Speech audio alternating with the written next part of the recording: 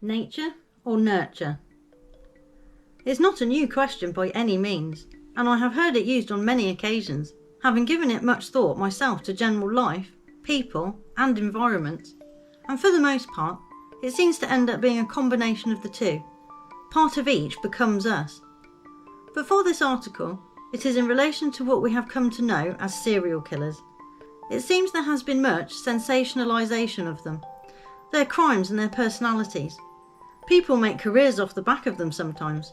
Laws can be changed and society can be altered in certain ways from those events. A great focus has been put upon them now and again. In the media, of course, because in your everyday life and dealings, you wouldn't know them ordinarily.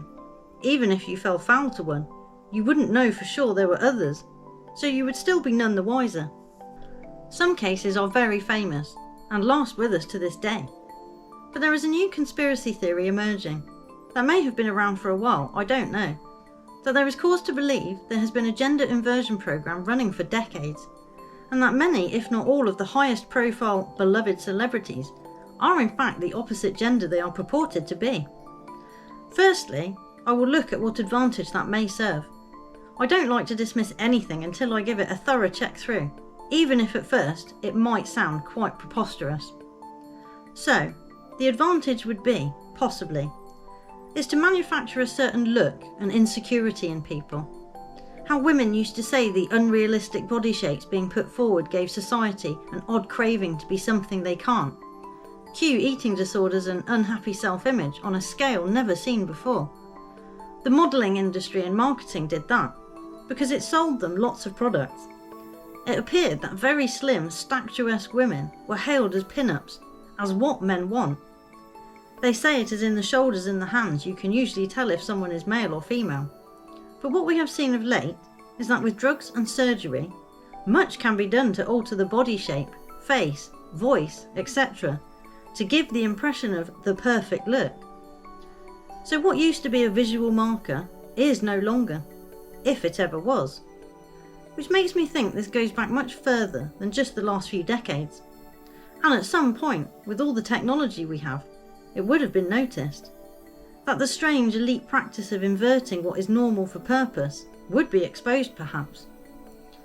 You may be thinking, what does this have to do with serial killers?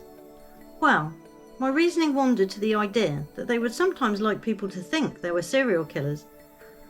An individual that is so cunning and crafty that they just somehow go mostly under the radar and evade capture for the longest time, yet they are a depraved loser. Makes no sense. But going down in history and being notorious thereafter. And it may be that one person, or two in some, in all those cases did indeed commit all those crimes, and just so happened to not get caught by police, or slip up. Yet it all comes together when they are. Seems quite convenient in many cases, as if someone sat down and wrote how it was going to go, who was going to be the murderer, who would be the victims, and so on. Because it is easy enough for there to still be actual victims. In fact, in my mind they are essential to it working, and the reason it does. And here is where it crosses over into the PSYOPs category.